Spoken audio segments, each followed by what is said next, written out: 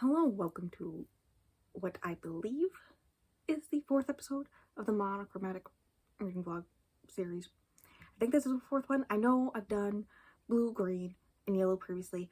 Don't think there's another one, but this is orange, and there is a playlist. It's not on like my YouTube channel homepage, but it is a thing so that you can watch them all if you want to. People are doing stuff downstairs, so there's gonna be a weird cut, but we're getting to that. And I would tell you that up above in the cards is the playlist, so if you want to find it, that's a thing. Also, you just go in the playlist section on my channel. But yes, Orange. This is basically a vlog series where I read 5 books in each of them. That the covers are specific color and monochromatic. Fun times. This is Orange. It all started with blue because I noticed that I read a lot of books that have blue covers. And so it kind of just became a thing. And yeah, now we're on Orange. And the 5 for this one, I don't know much about most of them because I planned out what the books were going to be for these vlogs a long time ago. I think only one of them I know anything really about, and that is People We Meet on Vacation by Emily Henry. I have read Beach Read multiple times. I think like 2 or 3 times now. It's like one of my favorite books of all time. It's kind of the book that got me into contemporary romance. So love that for me. And I've heard from what other people say, if you like Beach Read, you don't like this one as much. If you like this one, you don't like Beach Read as much. So I'm scared, but also my sister has read both of them. And she said that it takes a bit to get used to. This one does. But she thinks I'll still like it despite the fact that I really did love Beach Read. I think she rated both of them 4 stars. So I don't think it will hit the emotional beats as hard as Beach Read did, but that's just because the time that I read it and the stuff that was going on in my life and the stuff that connect to what was going on in the book and all that fun stuff. So probably won't do that the same way, but we're still gonna have a good time based off of what my sister says. And you know, I've had this on my shelf since apparently April 2021 according to the back of this, and now I'm gonna finally read it in the middle of fall. But you know, it's a good time. Basically all I know about this is that the love interests were friends who went on vacations together. I think there's something about free vacations or whatnot, but then something happened X amount of years ago and they decide to do one last vacation together and spicy dance, question mark. But according to what my sister said and how she described it, the way that it flip-flops between the past and the current day, she thinks that's why I like it, because I do kind of like when books do that. So there is that. Other books I'm reading for this vlog. The Bookish Life of Nina Hill. I have the audiobook. I think originally in my TBR I said that I own it. I thought I did. I really thought I did, but apparently I don't. But my library does have the audiobook, and it's about a woman who works in a bookstore, and I think there's a little bit of a romance, but from my understanding of reading the synopsis back when I did make my TBR, I think it's more of a like her figuring out her life and trying to get out of the comfortable shell she's made for herself and that type of stuff. So that is one of the audiobooks. There's a lot of audiobooks for this. And another one is Iron Widow, which I just got as an audiobook from my high school library that I'm still signed into, thank God. But also, the ebook is available at my town library. Well, it's available at both of them, really. So I'm going to dual read that one and have a good time. I'm very excited. The cover for the sequel just came out. So, yeah, it looks very exciting. I've heard great things about it. I was told by BookTube people to read it, and then I put it into this vlog instead of another one. And that happened for another book, but that's the last one I'm going to talk about because that's the one I'm going to start today. But then there's also The Alchemist, which I think has fantasy elements in it. And it's a classic, so it counts from a classic school. The audiobook is like only 4 hours. I am on the hold list on my library, but I keep on like, people keep on skipping their turn, so it keeps on being like, hey, you want to read this book? And I keep on being like, I don't have any more room for books to loan, so yes, but no. But I think that one I was supposed to read in high school. I think I told the story in the TBR, but I was supposed to read it in high school as like summer reading, but it wasn't technically required, so I just never did it. And so it's probably somewhere in this house because I remember my mom buying it for me, but it's a different cover. And it doesn't matter because I have audiobook, so that's a thing.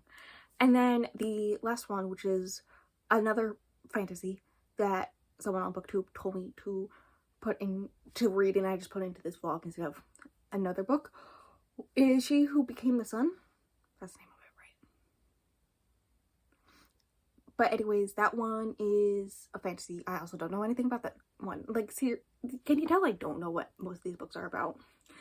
Basically, what's going to happen is I'm going to tell you what they're about as I'm reading them.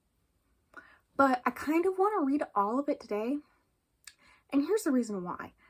I have the audiobook from the library right now, and it's going to be returned in 3 days. And it's only 14.5 hours. So even if I do 2.5 speed, which is my normal watching TV speed, I would finish it in under 6 hours. So if I just play video games and listen to it, I'm going to finish it. And I'm fine with that. So I don't know if I'll update you halfway through or any of that stuff. Best chances I'll update you tomorrow with how far I got if I didn't finish it and any thoughts and rating stuff. Yeah. I'm excited to read that one, but yeah, I basically gotta read that one before it gets returned to the library as soon as possible. And then also next time The Alchemist becomes available, I can borrow that one. So that's that. That's kind of the plan right now, just to start that one. That's the only reason I'm starting this vlog now, is just because I gotta read that book before it gets returned, and there is a wait list for it. So I'm lucky I got it when I got it, so that's what's happening. And yeah, I guess I'll see you tomorrow.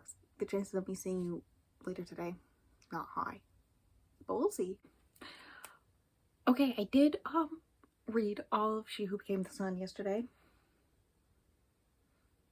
and I have thoughts, but I forgot to turn off my fridge, so I did that before it turned on.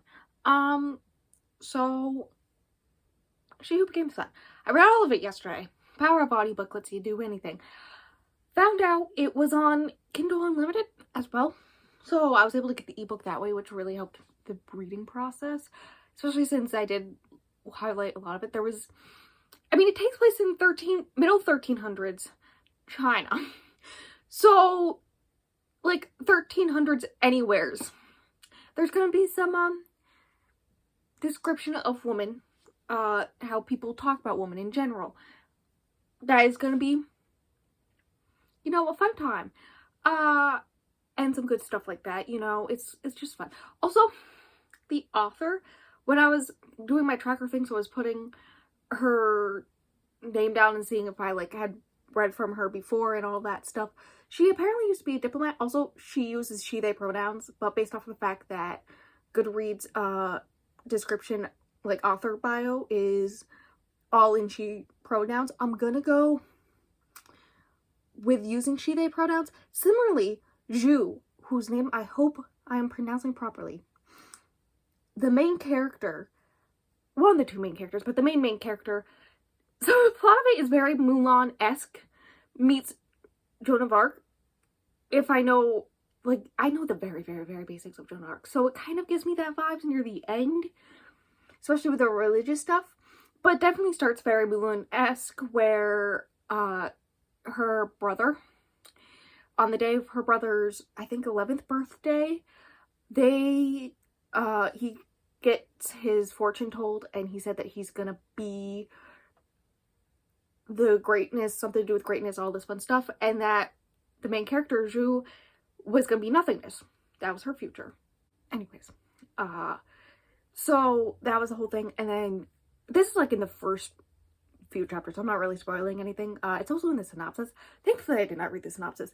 Basically, they're all starving to death, and then some bandits show up to steal their food, but they don't have any, and they don't believe them, so they kill her father, to try to be like, hey, you have food secretly, and turns out they actually don't, but he's already dead by that point.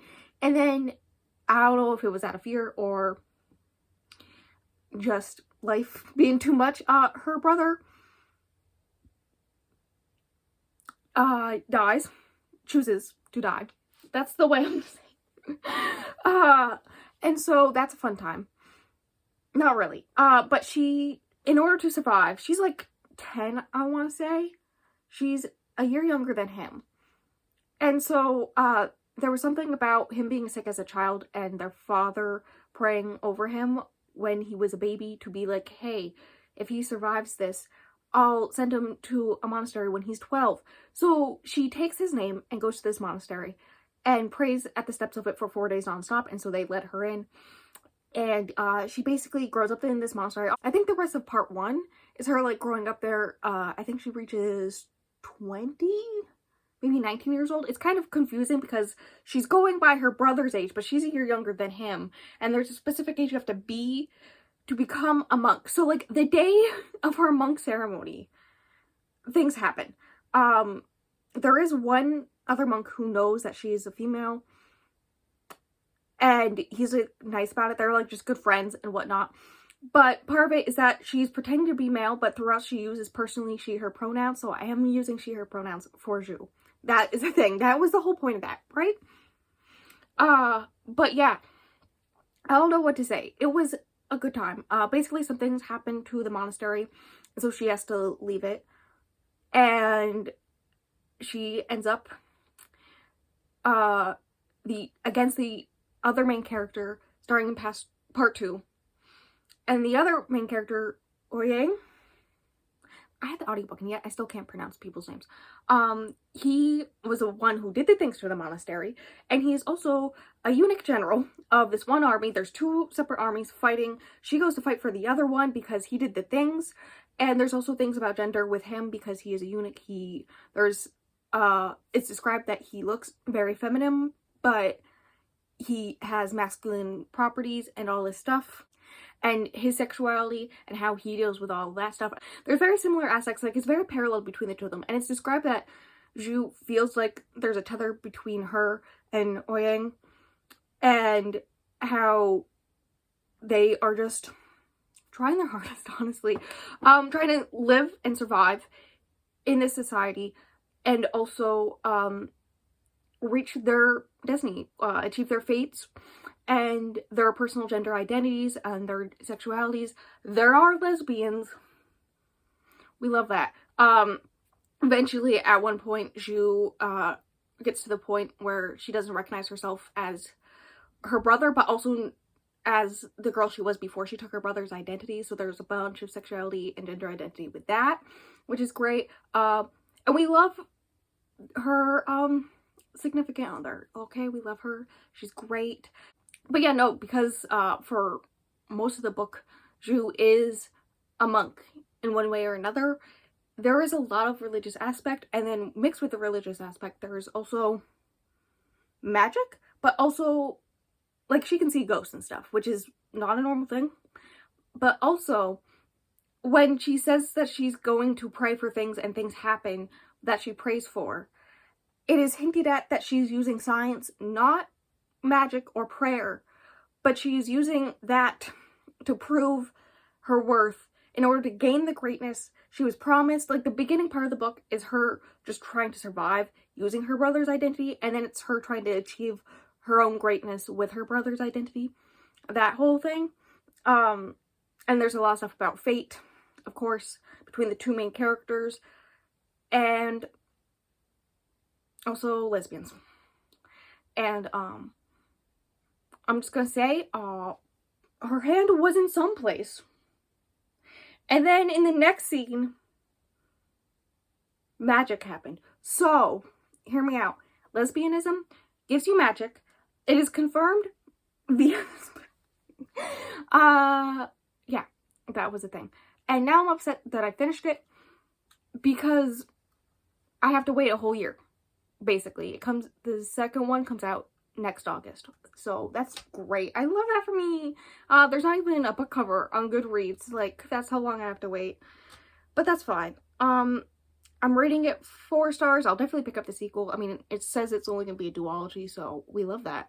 And yeah, I mean, it was really well written. I like the characters, and the characters were fine. I'll go with that. There were moments, they had their moments, and then there were other characters that I just didn't care at all. Like, their character writing for them was just that they're the dumb guy who doesn't listen to woman. The end.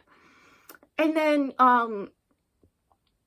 but the plot in general, there's not much plot, but the plot, the world building and magic system and all that stuff and the religion, all of that was great, which is what I really need in a fantasy. So, you know, we're living our best lives. And yeah, 4 stars. It was good. I'll definitely pick up the second one when it comes out. And do I have anything else to say? I don't think so. I don't think I have anything else to say about that one. I do have to say that the next book for the vlog I'll read is probably The Alchemist, because I did get the audiobook of it right after I returned She Who Becomes the Sun. And it's only 4 hours. It's like exactly 4 hours. So yeah, I'll do that one. How to tell I like you. I remember to put the dust jacket back on before I came down. So this is the first time I've had to film for a few days, but some reading has happened. The first one being The Alchemist. I did read it in 2 days. I separated it to 2 days, but I read it. It was good. I liked it. I did the audiobook. I feel like I mentioned that. And like, it took just him saying this is The Alchemist by the author's name, read by his name, and I recognized the voice, and I had to look it up. It's the, I don't know if it's like every version, but my version was narrated by the actor whose name I can't remember, but plays Alfred in the Ben Affleck Batman age, you know, of DC. I've seen him in other things, like that Red Sparrow movie with Jennifer Lawrence and whatnot. Like, I've seen him in other things, and I have always liked his voice, and you know what? He's perfect for narrating books, apparently. But yeah, no, so that was a fun moment right in the very beginning when I figured that out. But yes, it is a book. Technically a travel book. It's about this guy who is a shepherd. He originally went to school, like his family wasn't well off or anything, but they saved up so that he could go to school, so that he could become a member of the church or something like that. Like, they were farmers or something. They saved up so he could go to school so that he could have a better life than they did and whatnot, but he wanted to travel. That was like his one thing that he always wanted to do. So instead, he leaves school and becomes a shepherd, because as a shepherd, you just basically walk with your sheep and they graze wherever, and then you sell their wool, and that's his whole entire life for the most part up until that point. He has a crush on this one guy who he sold wool to, his daughter. So it's like a year later, and he's on his way back there when he meets this guy who says he's a king, and tells him, well, first he goes to a gypsy, or maybe a gypsy, because he keeps on having this reoccurring dream about the Egyptian pyramids, and so she tells him that he has to find treasure. That is his destiny. He has to go do that. And then he meets this king who is like, hey, give me 6 of your sheep and I'll tell you what you need to do this. And so he does. And then it's rest of the book is him going through the process of doing that, but also all the things that happen in between. Because, like, you may have a goal, but things happen that kind of interrupt that goal. Like, all your money being stolen. And, like, part of it is he has to cross the whole entire desert, which costs some money. There's wars and stuff. And there's a lot of him paying attention to omens and using them to further his journey and knowing what to do. And there is an alchemist who helps him out, hence why it's called The Alchemist. And he does fall in love with another woman, so there's also that. But basically the whole entire point of it is basically you trying to achieve your dreams or goals or destiny and all that stuff, and how sometimes things may happen in your life that interrupt or affect your ability to do it, but that doesn't mean you should stop it. And that's how you live a fulfilled life.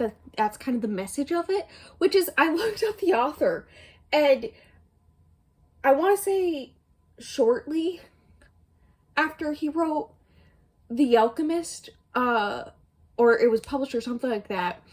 He was like doing other work, like he's more famous for being a composer apparently in some parts of the world.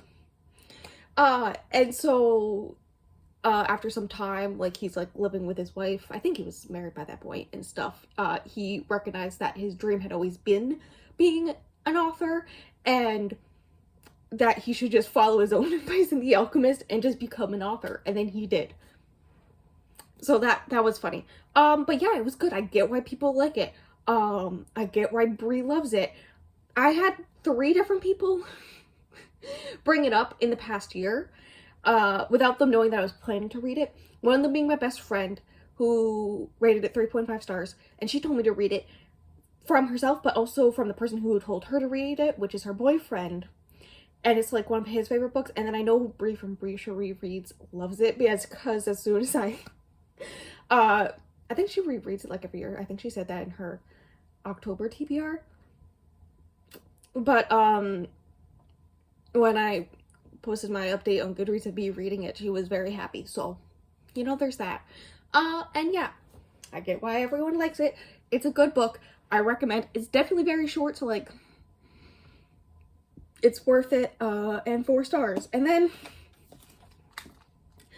I started Emily Henry. I got 55 pages in, I think. Hear me out. So it's Poppy and Alex. Those are the 2 main characters. And then there's also Poppy's best friend, Rachel. I'm not the biggest fan of Rachel. I don't like Poppy. And I'm on the fence about Alex. I'm not having a good time. And so I think around 40 pages in, I messaged my sister because I knew she had read this less than a year ago. And she has also read Beach Read, which is like one of my favorite books of all time. The whole reason why I bought this is because I loved Beach Read. And then everyone was like, if you like one, you don't like the other. But I know she rated both of them 4 stars. So I was like, hey, thoughts and opinions. In which she informed me, 1, yeah, Poppy's not the best character to get into. 2, it's a lot of having to have make yourself sit down and read it. Like, it's not a book that you can just like, it just feels natural to read, kind of like Beach Read was. Which I agree with, because like sitting there and reading 55 pages last night was like I had to force myself to sit down and read it type situation. Like, not force myself, but like, it took effort. I had to take effort to purposely read. And that's not what you want, especially from a romance. 2, the miscommunication trope. She says that it starts on pretty early, and it's like 90% of the book, and that's like 90% of the back and forth between Poppy and Alex. And it gets very annoying very fast. I am scared because I hate that trope.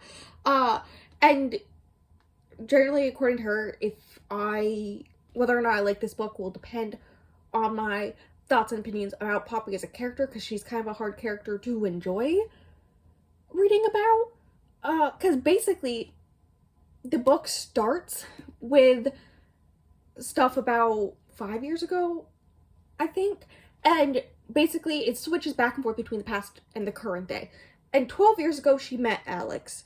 They went to the same college, and they are from like 2 small towns that are right next to each other in Ohio, so like they're from the same area, but he's very standoffish, brooding, tall, handsome boy, and she's very loud, obnoxious, needs all her opinions known type person, right? But they both want to travel. And so she starts like a social media traveling blog type thing, and uses that to travel and write like how to travel on a budget. And they go on vacations together. And 2 years ago, there was a thing that happened. It's Poppy's fault. And because of that, they stopped being friends and they don't really talk anymore. There's like a part where they start talking again current day, and he says that his cat died, and she gets like really, really upset that he never told her. And general stuff like that, their texting relationship, which is what it is right now, I'm not sure about. She has said, hey, you want to go on vacation with me again? Basically, since they're hanging out, I think.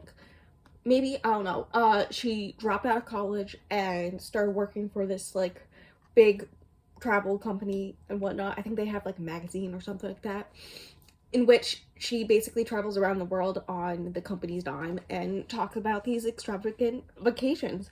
But she doesn't have the motivation anymore. And she's achieved all her goals, but she's not happy, and she's trying to figure out why. And she thinks it's because of her lack of friendship with Alex now. And that's not a fun experience to read about. Like, I don't want to read about her being upset because she achieved everything she wanted to achieve. And her friend Rachel, like, kind of just explains it to her in, like, because her mom's a therapist, so she, like, knows things. And so she tries to, like, explain it to her that, like, you've reached everything you wanted to reach. Like, you gotta figure out new goals and all this stuff. And she's just like, I need to befriend Alex. And I'm not having a good time. She has to go on another vacation, like a big vacation and whatnot. So she basically asked Alex to join her, and I assume that's where they're gonna go on vacation again. They're gonna talk about the stuff. You'd assume, but no. Apparently, they're not gonna talk about stuff, and then they're gonna end up together. I don't know. It's making me want to read Beach Read because I'm not having a good time. I'm sad. I'm not even angry. I'm just disappointed. Like, this isn't what I wanted. I think the writing style also seems drier, but I think that's because Poppy is drier of a character, and I don't relate to her at all. And also, I don't think they'd be a good couple. Hear me out. So, you know, that's what's going on. I want to get, like, another 100 pages in today, maybe, and if I were to guess what I'm going to rate this, I'm going to go with a 3. Like, it's not going to be the best, but there's a good chance I'm going to reread Beach Read afterwards because I want to have a good time. But yes, I'm just going to read this and finish it and then understand that this was not for me. I was kind of scared of that happening because I did love Beach Read, so it's whatever. And yeah. I also kind of want to finish all the books for this vlog this week, which is achievable, being as the Bookish Life of Nina Hill is 9 hours, the audiobook is, so I could totally do that in one day. And then while Iron Widow is longer, I can speed it up more because I have also the ebook for that one. So, but yes, I'll talk to you whenever I get any orders. First thing to know is that it has snowed since we talked, and it is like 35 degrees right now, which means it's just warm enough to melt the snow just the tiniest bit and for it to fall off the roof. And I am upstairs, so it will be very hearable if that happens, but if it does, we're just gonna ignore it and move on. But I have finished People We Meet on Vacation. It's a book. It's fine. It's 3 stars for the writing style. Otherwise, not the biggest fan. I like books that play with time, and a good chunk of this is 1, you knowing something happened 2 years ago on their trip to Croatia, and it affected their friendship forever, so that they haven't really talked since then until the current day. And then also that they have a very long friendship and all this stuff. And so every few chapters, there's a chapter that takes place in the past, slowly moving up until the 2 years ago mark in Croatia. So you finally learn what happened that affected their friendship, you know? And which, like, is so obvious. Duh. And so it plays with time a little bit. It does this one thing that I kind of like, where she will remember or mention this very specific detail about the past. I was trying to think of one. Like a water taxi they go on, a night they spend in a tent, a hike in which she sprains her ankle. Like those little tiny details she remembers, and she'll bring them up to Alex. Wow, the way I forgot his name. Alex current day, and he'll pretend to not remember it. And then when it gets to that point in the past, as a chapter. It will just be like that time when that happened, like, because we already talked about it for like a page. So it'll just be like, and then this happened, and that's how the trip ended, or something like that. And I kind of liked how that worked. Like, it was like Poppy was looking at all of this from the future, talking about it and looking back and all her thoughts and how it affected their friendship and their relationships in general and all this stuff. That part I liked,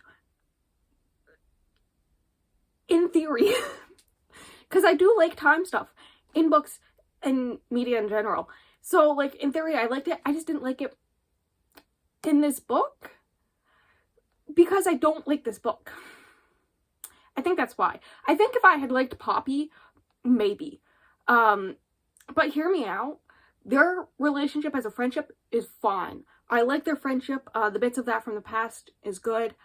Them being a couple, do not see it from a mile away. Like I don't get it. I don't get the chemistry at all.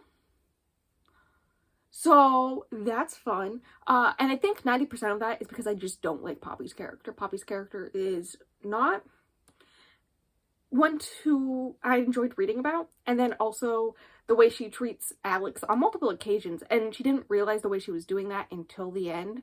And it was just sad because Alex is just here being a good guy, okay?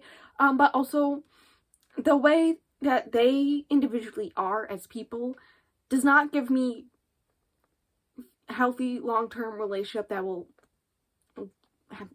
last the rest of their lives. Like, it does not give that to me, okay? It's like, it doesn't seem like a healthy time. I honestly, at the end, she does like this whole love bomb thing where she's all like, I love you, and here's all the reasons why that she figured out when she went to therapy. Like, she's been started to go to therapy, realize stuff about her past and why she acts the way she does and treats people the way she does based off of her past, which that part I liked. Hear me out. And so she's like, figures out all this stuff, goes and does like a 5-page monologue about why she loves him and why it's not just a thing out of the blue for her and all this stuff. And then he just says, okay, and she leaves crying. And I would have been happy if they just ended there. Maybe if they stayed friends. Maybe if they just, like, talked occasionally. And they just, time and life distanced them. And everything was fine. Like, they just moved on with their lives. I would have been happy. But no, they do end up together. At that point, they're both doing therapy, which I think is good for them. They both need it. But... and hear me out, I don't think they belong together. It's not there for me. And that's fine. But yeah, I'm going with 3 stars. I kind of wanted to reread Beach Read the whole time I was reading this. I just wanted to do that, so I may actually reread it later this month, which is fine. I think last time I read it was last January, or was it August? One of the two. Also, that's another thing. Augustus Everett, is that his name? From Beach Read was mentioned in this. Like, Alex is a big reader. And so he, at one point is at a pool reading, and he is quite literally reading one of Augustus's books. And that was the most enjoyable part for me. It was a 1-sentence mention of a character from a different book that I preferred. It's fine. This just wasn't what I want. I don't think Friends to Lovers is really my type of romance. I've been on the fence about it for a while now, so I think this is just like the first step of me realizing it's not my kind of trope when it comes to romance. That is fine. We can move on with our lives and just accept this. This is going on the pile of books that one day I will unhaul, which isn't anything against the book. Like, I get it if you like this book. It just wasn't for me. I didn't get it. I prefer Beach Read, and I'm gonna move on with my life. And we're all gonna be happy for me. And then also last night I started The Bookish Life of Nina Hill. Now,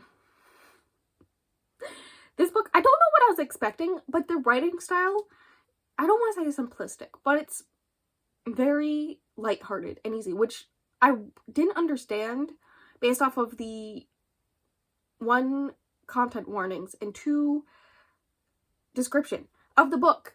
How it could be lighthearted, but like 91% of people who read it labeled it as lighthearted on Storygraph. So I was like, but yeah, no, I get it. The writing style is very much lighthearted, which I didn't know if it was going to work for me, but I think it does. I think the narrator really helps in that aspect, but it works for me, because it's lighthearted, because it's written lighthearted, but, and hear me out, the actual topics,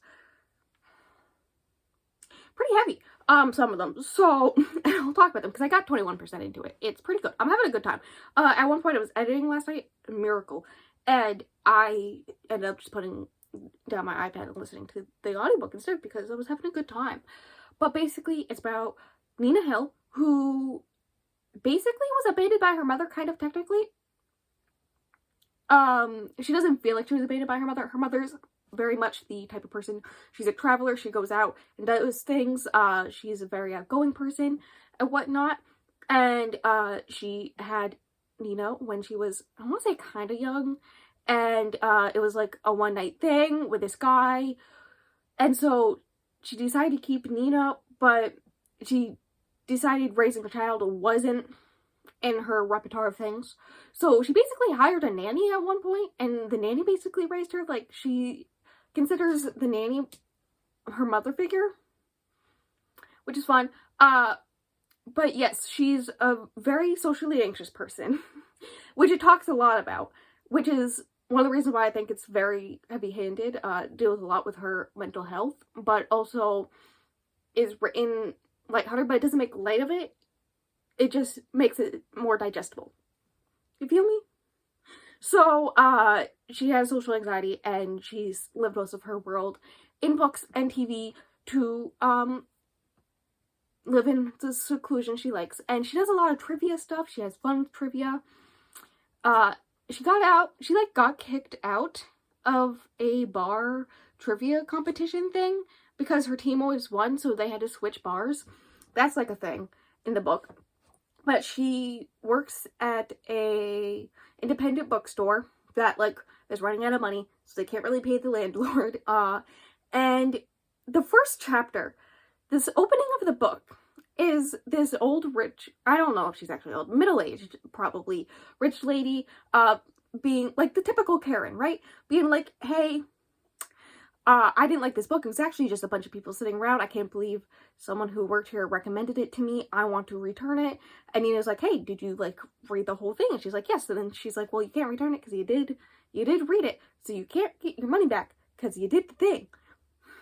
And, it's, like, talking about this book, about how Nina really likes this book. She looks at Nina and she's like, well, of course you like this book because boring people like boring books and all this stuff. And then, which makes Nina feel really self-conscious, understandable. And then she's upset and takes the book and just throws it in her bag and leaves. And at the end of this interaction, it mentions that it's Pride and Prejudice, and hear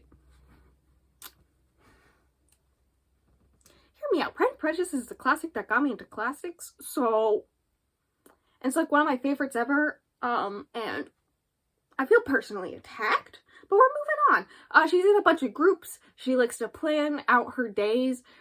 She has, like, she describes a boring life, but she chocks it full of things. Like, she has multiple book clubs. Actually, she created a book club that meets every week on Wednesdays, but every week is a different genre. So, like, there's contemporary, there's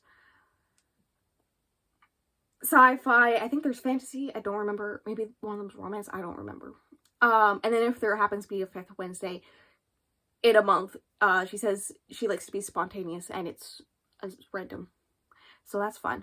But yeah, she has, like, every one day a week she does her trivia, one day a week she does her book club, all this stuff, and then she, one day at work, some random guy in a suit comes up to her and he's like, hello, I am this man. She's like, hey. And he's like, hey, this guy died. She's like, alright. And he's like, he was your father. And she's like, what? And so the father that she never knew about, who was a really rich guy, died, and left her stuff, but there's some family animosity because apparently her mom didn't realize this until after the weekend they spent together. But when they were together for that weekend, he was already married and his wife was pregnant at the time, which means there's like this thing where there's this one of her siblings, I think, is like only a few months older than her, and that's a whole thing. Also, she has a nephew who is, I want to say, 10 years older than her, and she has like great nieces who are teenagers, I think.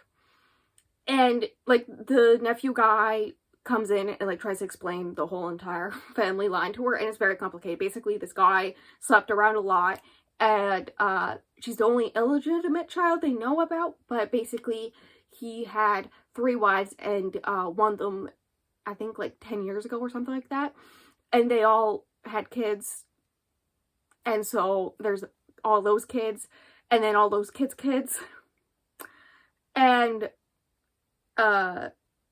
also, like, because they were all at, like, different points of life. I think the first one was, like, when he was in his early 20s. It's, like, 3 different generations, but all in the same, like, all of them are siblings type situation. And this whole thing. And she's like, what? And so she's dealing with that. And she's not having a good time. She likes the idea of actually having a family and people who will understand her. But also, like, she doesn't want to deal with the drama and the other things that it causes in her life. And it's an interesting time. Also, she lost the most recent game of trivia, and one of the guys on the other team, who it seems like a sportsy type of guy, kind of has a thing for her, and she kind of has a thing for him. But like, he's attractive. She recognizes this, but she doesn't want to like date him because he seems sportsy, and that's like not gonna work out for her. Because she's a very bookish person, and he complains that she's very bookish. And then there's like one little tidbit of information where one of his friends is talking to him, and she makes a note to figure out what bookstore Nina works at so that she can set them up because it's time for him to move on, and they could be cute together. So that's the romance. But so far, I'm enjoying it. It's a good time. I like the writing style. Like, there's a lot of stuff going on. Like abandonment issues, anxiety, mental health in general, unknown family, like all this stuff is happening, but it's written in a way that makes it easily digestible. And it's fun. I'm liking it. I'm liking it so far. I don't know. It really depends where the plot goes.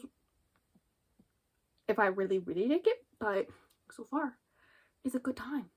And that's where I'm going to end this off. I'm going to try to finish it today. We'll see.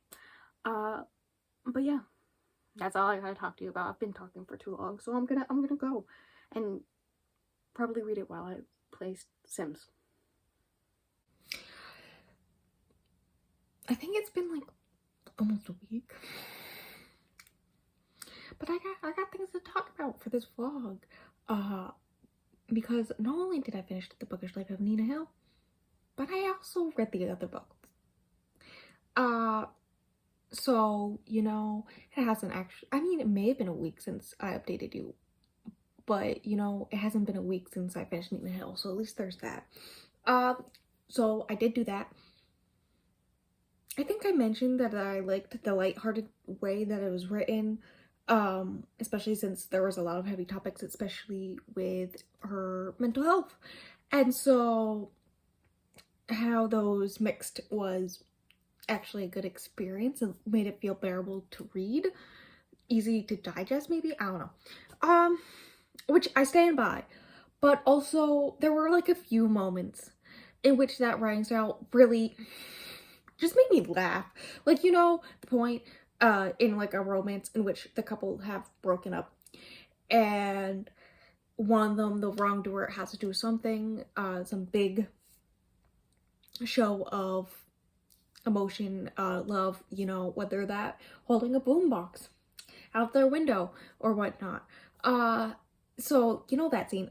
So when Nina has to go and do that, the way that it's written, so lighthearted-esque, really made it dumb.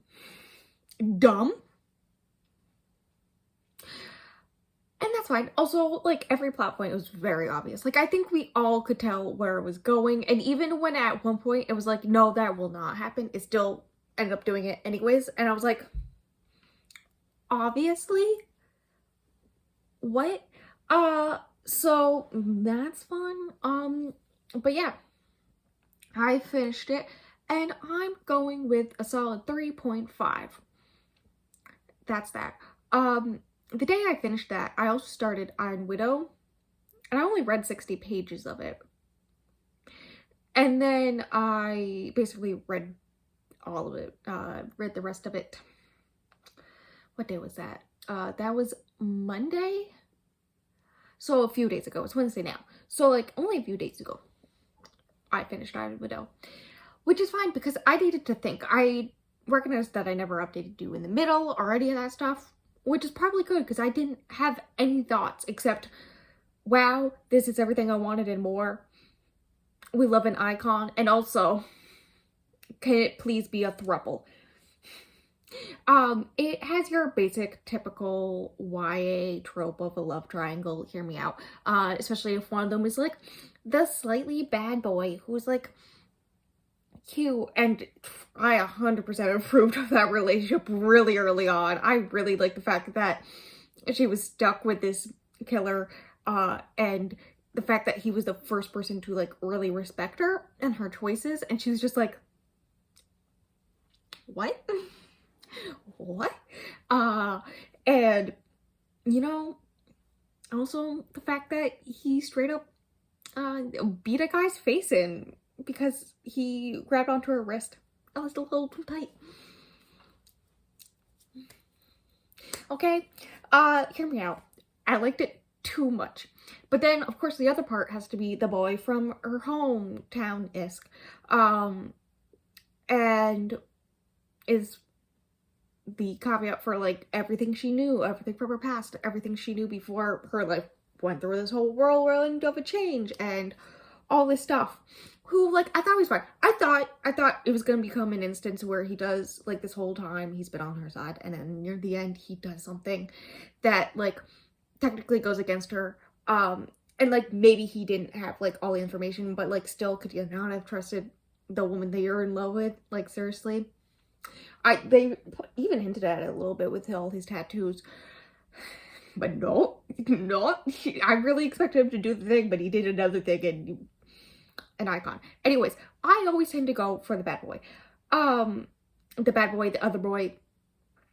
Okay, they tend to be the person to understand the heroine after the caveat of the book and the process of the book, what happens in the book, you know, because they were there for it, or they were there after it, therefore they never knew the person before, so their handling of life, and how they've changed as a person doesn't really affect that person, and they are happy to get to know that person now, right? Okay, is this making sense? I don't know, but basically it was your basic love triangle. About halfway through the book, I recognized one, the main character. I'm not going to say any characters' names because I cannot pronounce them. We all know this. It barely says the main character's name anyways. So there's her, there's Murder Boy, and there's Rich Boy from Hometown. Okay? Those are the three main characters. And that, none of this is spoilers, because this is all in synopsis, basically. But basically, around halfway through, she is confirmed bi, and she's pretty sure that Homeboy is also bi. And then, at one point, the Murder Boy, who she works with, mentions that Homeboy's skin is really soft. Like, there's a bunch of little instances that hint at it. And around halfway through, I just really wanted the whole entire solution to this stupid love triangle to be a throuple. I wanted them to be a throuple. I wanted them to embrace their throuple lives. I'm just gonna say I was a happy person, okay? And now I understand that I don't need a love triangle. Love triangle's dumbest trope ever. One of the worst tropes ever. But if it ends in a throuple, I'm happy. Okay? But that happened. Basically, the main character kind of sacrifices herself for the war after her sister gets murdered. There's a lot of stuff with family trauma, and abuse, and cultural trauma and abuse. But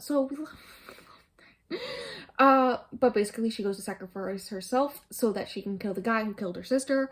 And then, he quite literally kidnaps her and forces her to go into battle with him, despite the fact that he's pretty sure she's gonna die if she does that.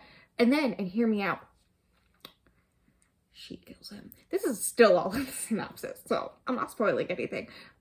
So yeah, she kills her sister's killer, and basically the way that's described of how she was able to do it and enter the boys in the pods of these giant metal machines, kind of like Transformers, but like if Transformers were controlled by human beings, but like two people are needed to control them, and one of them has to be male, one of them has to be female, and or yin and yang type situation. And basically the male dominant one has to do like all the fighting, and they have to borrow the female's energy to do it, kind of situation, right? Okay. But she ends up killing him and then controlling the suit and does things with it, like a lot of powerful things. And then they're like, oh, she's an Iron Widow, which basically means she can kill a man and use his energy to control the suit by herself. Iconic. And then they're like, well, we need to sacrifice her, but like use her for the better good. So we're gonna give her to the most powerful man ever, partner her up with him. He's also a killer. I've already mentioned this. He killed his family. He's got his reasonings. Yeah, makes sense. And they start a partnership. Basically, she decides to, since she's still alive, she was not expecting that to happen, to basically topple down the whole entire system and abuse of women throughout the system. And also, while she does it, get some revenge and whatnot. You know, iconic. And he ends up helping her, and then Homeboy shows up, and he also ends up helping her, and they have a fun time, and the ending happened. I wasn't sure if I was going to enjoy the fight scenes, because, like, you have to picture, like, to picture it in my head, I have to understand what happens, but to understand what happens, because this is very made up system of fighting and whatnot, like, it has to be described in a way that I can picture it. Yeah, they did that. It happened. And, yeah, I didn't mind the fighting system. A few times I would get a little bored. I'd be like, I don't understand what's happening, but, you know, I assume they're winning. Especially the end battle, that was a little iffy for me. But, and hear me out, this book was everything I wanted, expected, and so much more. Thruple. I'm just gonna bring up the thruple again, because... but yeah, I loved it.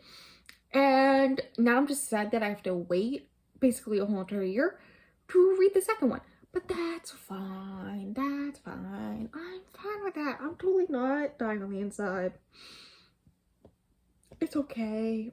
But yeah. I did it. I read it.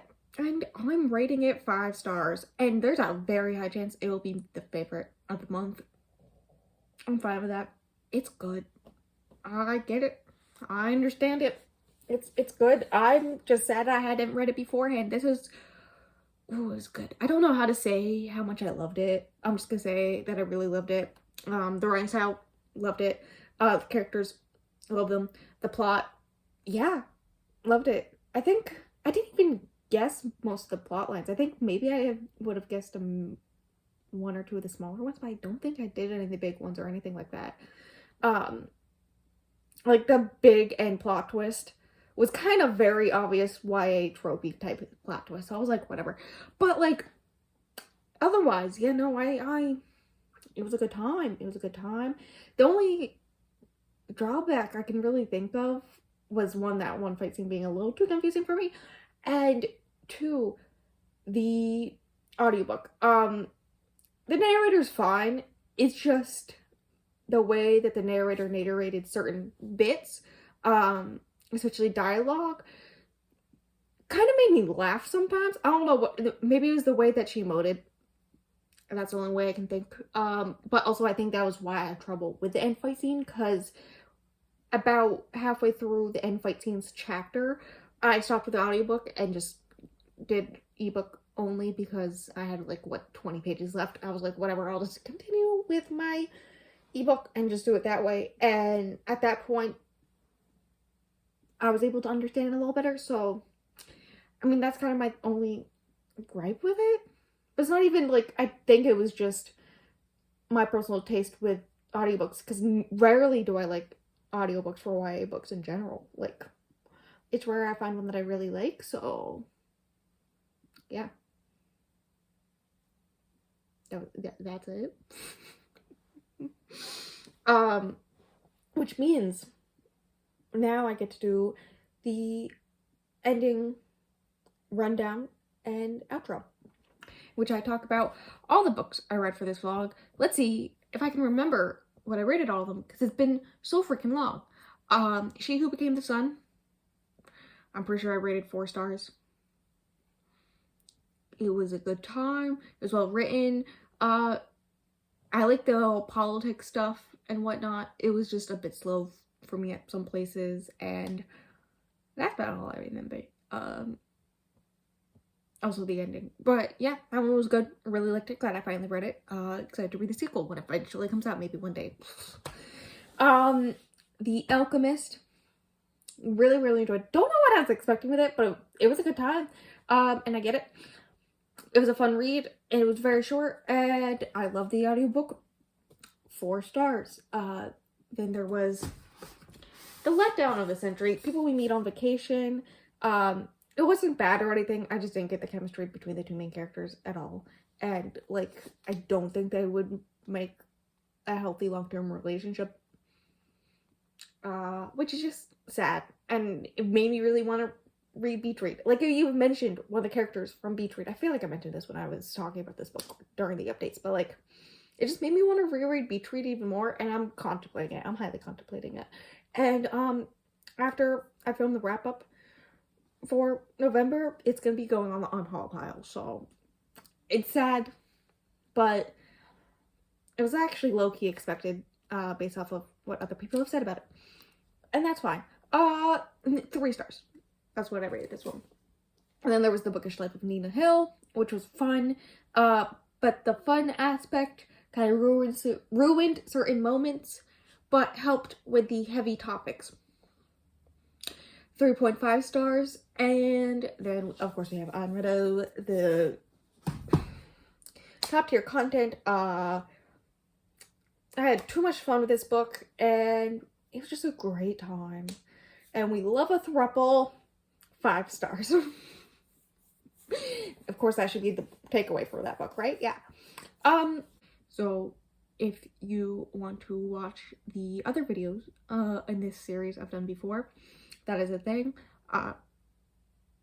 In which there will also be more coming out very soon, just saying. But yes, that will be linked up above, so you can check out those. So far I've done blue, green, and yellow as well, so that's that. I don't think I have any like specific videos to link below, so it's just my social media, which includes my Instagram, Goodreads, and Storygraph. I do post reviews on all of them, all the same day. The only difference is that Instagram, I also have a picture of the book. That's it. That's the whole thing. But also on Instagram, I post book trackers and favorites of the month, and little things where I rate the books that I'm reading for vlogs as I'm reading them. So if you want to kind of know what's up with that beforehand, that's a thing. But also if you want to keep track of my reading in general as I'm reading, Goodreads is the way to go for that. And if you just like want to look at my occasional reviews, any of the 3 works. So, and that is that. I think I'm supposed to say like and subscribe. And thank you for coming to this vlog. The next video should be the December TBR, which I kind of already know. So stay tuned for that, and I'll see you all then.